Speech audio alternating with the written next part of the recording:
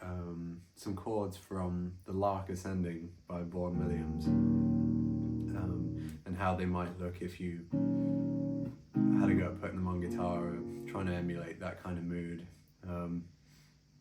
Obviously there's certain things like the overall texture and stuff is not going to be the same when you take it from the orchestra to the guitar, but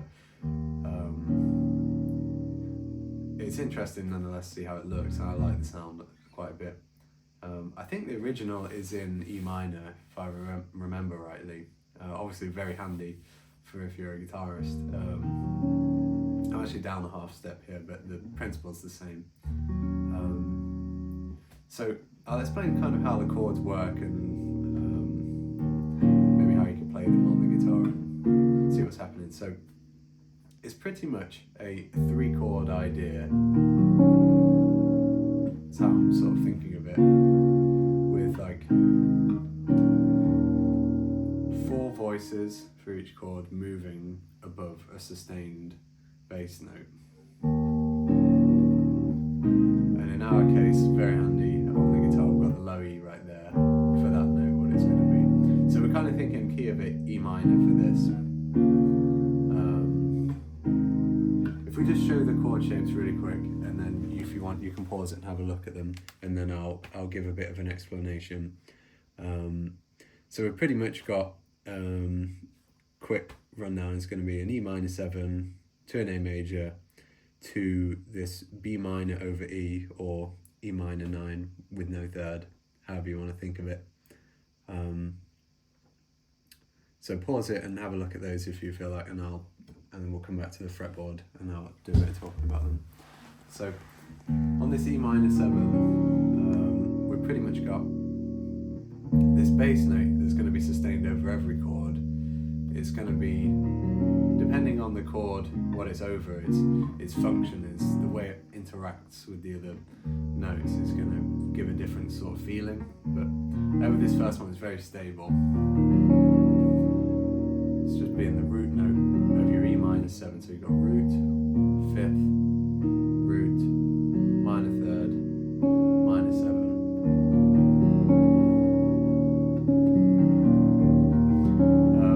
Nothing crazy. And then from there, the next chord is going to be an A major. If we just forget about this low note here, we've pretty much got an A major with the major 3rd in the root, in the bass, I mean. So we've got the major 3rd, the 5th, the root, and then the 5th again. So just plain A major pretty much over this low E, which is the 5th of the A major chord. So there's nothing crazy going on. The interesting thing about this chord in this context is what's giving it that what people might call a modal sound or Dorian sound. It's not as dark as if it was like this, which is the minor form of the same shape really, because this is the 3rd.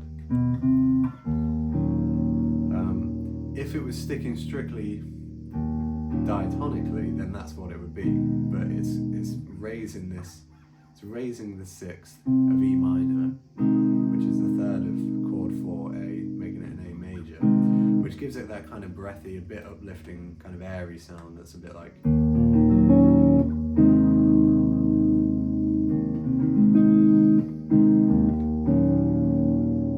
you've got, notice what's moving in parallels. I think that's what's giving some of the character. You've basically got these two notes 3rd apart. I think that's giving a lot of the character.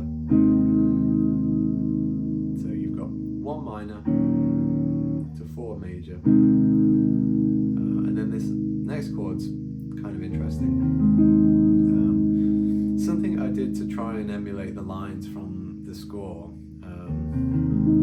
which I don't know if this is 100% accurate. It's been a while since I saw the score, but is on this last chord, it's really basically a B minor with the minor 3rd, the root, and the 5th on top. Thinking that, but doubling the minor third with the open D. We've got the 5th fret on the A and the open D.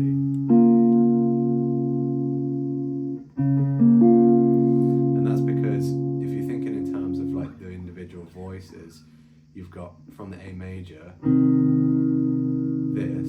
this one's going up and this one's going down. So you end up with that effect.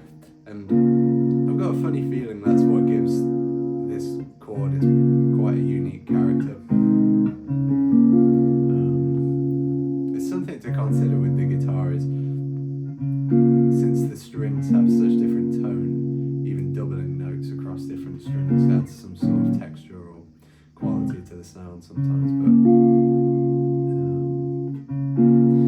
so I'm thinking B minor with the minor third in the bass there, but when you add the low E,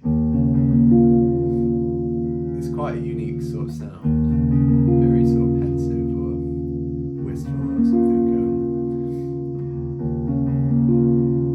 You could think of it as B minor over E, but it kind of feels like an E minor 9 to me, even though there's no third of E minor 9. If you're thinking of it as E minor 9, then you've got the root, the minor 7, the minor 7 again, the 5th, and the 9 on top.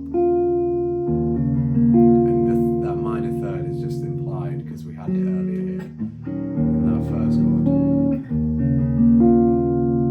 It almost sounds more sad than if you outright played it. The minor third there, for example, one way you could do it, but has that almost like unfinished quality to it. So you can think of that one in a couple of ways, but that's where this sustained low note kind of shows how it interacts a little bit differently depending on what's going on top.